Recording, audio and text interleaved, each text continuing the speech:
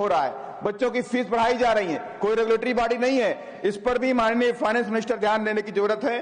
साथ ही मैं आपके माध्यम से सरकार से यह भी कहना चाहता हूं कि SC/ST का जो फंड होता है, SC/ST का जो फंड है, डेवलपमेंट उनके खर्चा होना है, उनके शिक्षा पे खर्चा होना है, उनके रोजगार पे खर्चा होना है। लेकिन तमाम सरकारें उस SC/ST फंड को डाइवर्ट करके अन्य मदों में खर्च करती हैं। इस पर माननीय फाइनेंस मिनिस्टर रोक लगाएं कि जो फंड जो मद में खर्च होना है उसी मद में वो खर्च किया जाए।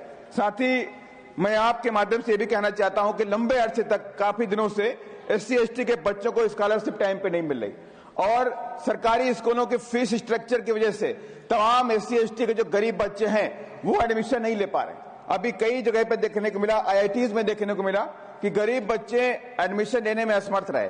तो मैं आपके माध्यम से सरकार से कहना चाहता हूं कि SC/ST के जो बच्चे, जो गरीब लोग हैं, उनकी फीस को फ्री किया जाए और साथ ही जो उनका स्कॉलरशिप होता है वो भी सरकार टाइम पर उनको देने का काम करे। और इसके साथ ही मैं आपके माध्यम से कहना चाहता हूं कि बाबा साहब डॉक्टर अम्बेडकर ने इस देश के अंदर रोजगार और इस देश को आर्थिक शक्ति के रूप में बनाने के लिए तमाम दस्तावेज लिखे, तमाम तरह के रिसर्च भी दिए और तमाम तरह की किताबें भी लिखी।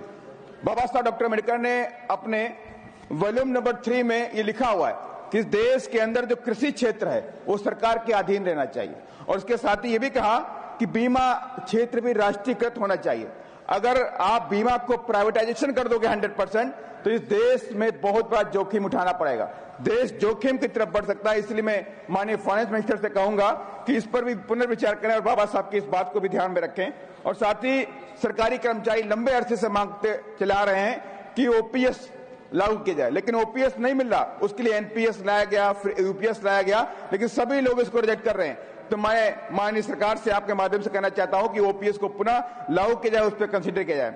साथ ही मैं एक भारत का नागरिक होने के नाते में कहना चाहता हूं कि देश में हजारों करोड़ रुपया अलग अलग प्रदेशों की सरकारें टैक्स का जो पैसा होता है वो प्रचार में खर्च करती, कहीं टीवी पे खर्च